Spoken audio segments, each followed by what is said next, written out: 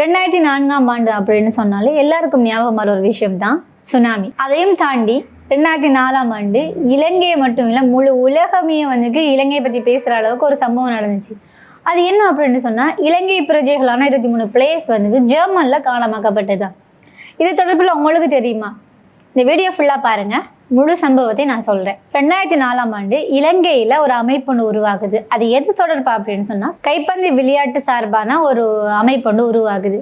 இந்த அமைப்பு நல்லா ப்ராக்டிஸ் பண்ணுது.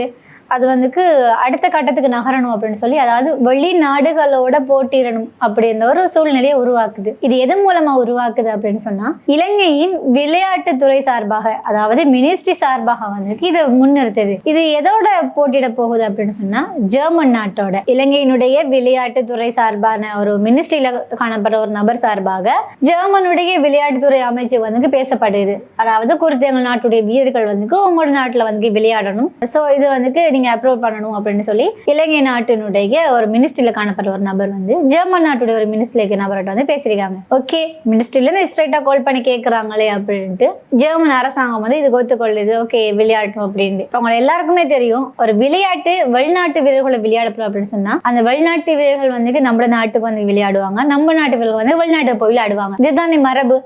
அந்த அடிப்படையில ஜெர்மனுடைய அந்த வீரர்கள் இலங்கைக்கு வராங்க.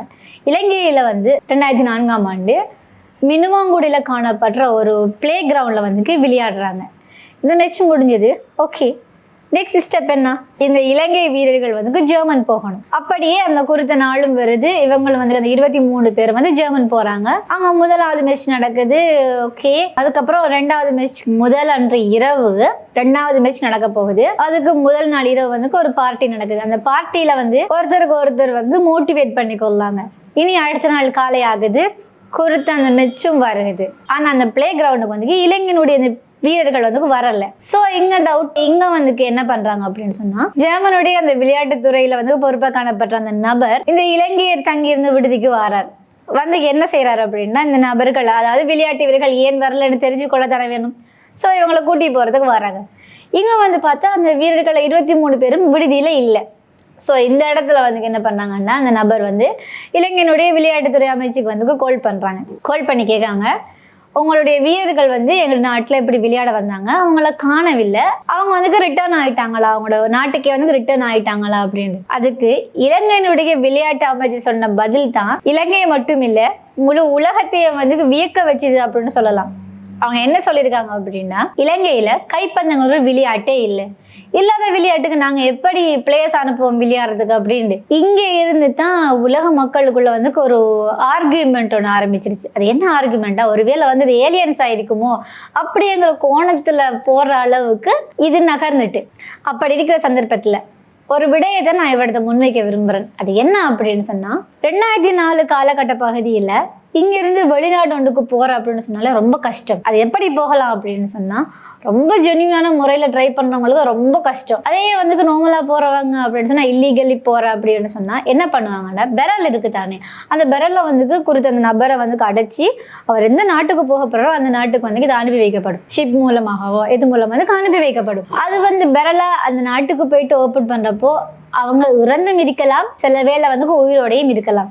இது லக்கி அப்படின்னு சொல்லக்கூடிய ஒரு விஷயம் தான். இப்ப எல்லாருமே இப்படி போறது விரும்ப மாட்டாங்க தானே. இங்க தான் அந்த இலங்கையை சேர்ந்த 23 பிரஜைகள் ஒரு மாஸ்டர் பிளான் ஒன்று போடுறாங்க. அது என்ன அப்படின்னு சொன்னா, இலங்கையிலிருந்து ஜெர்மன் போய் அங்கிருந்து காணாமல் ஆக்கப்படுறது அப்படின்னு சொன்னா, அங்கிருந்து அவங்களை எந்தெந்த நாட்டுக்கு போக விருப்பமோ அந்த நாட்டுக்கு அங்க இருந்தே அவங்க தப்பிச்சு போயிடலாம் அப்படிங்கிறது தான். சரி, ஓகே, எல்லாரும் யோசிக்கலாம், எப்படி இதை கண்டுபிடிச்சாங்க, இது எப்படி தெரிய வந்துச்சு அப்படின்னு. அவங்க என்னதான் நாங்க இருந்து காணாம போனாலும் இலங்கையிலிருந்து போன 23 பேருக்கும் இலங்கையில ஒரு குடும்பம் என்ற ஒன்று காணப்படுது தானே. இங்க தான் அந்த 23 பேர்ல 2 பேர் மாட்டுறாங்க.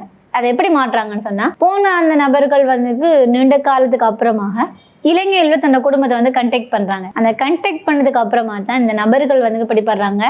இப்படி இலங்கை அரசாங்கம் மட்டும் இல்ல, ஜெர்மன் அரசாங்கம் 2 அரசாங்கத்தையும் ஏமாத்தி இப்படியான வேலைகள் நடந்திருக்குது அப்படின்னு சொல்லி தெரிய வருது. இது 2004ஆம் ஆண்டு நடந்த இலங்கையை உலக மக்கள் இப்படியெல்லாம் நடக்கும் அப்படின்னு யோசிக்க வைக்கிற அளவுக்கு திரும்பி பார்க்க வைத்த ஒரு சம்பவம் தான் இது. அதுக்கப்புறமாக அந்த இலங்கையில் அந்த குறித்த அமைப்புல உலகத்துல எந்த இடத்திலையும் விளையாட முடியாதுன்னு சொல்லி பேன் பண்ணிட்டாங்க. அப்பயே காலகட்டத்துக்கும் இப்போ இருக்கிற காலகட்டத்துக்கு வந்து ரொம்ப டிஃப்ரெண்ட் தானே. இப்போ எல்லாமே டிஜிட்டல் மயமாக்கப்பட்டுட்டு இப்போ நாங்கள் பேரை சொன்னாலே நீங்கள் இந்த இடம் இப்படி அப்படின்னு சொல்ல அளவுக்கு டிஜிட்டல் ஆக்கப்பட்டுட்டு இது போல் இளைஞர் தொடர்பான இன்னும் அதிகமான சம்பவங்களை பற்றி நீங்கள் தெரிஞ்சுக்கொள்ள அப்படின்னு சொன்னால் கண்டிப்பாக எங்களோட சேனலை வந்து ஃபாலோ பண்ணிக்கொள்ளுங்க.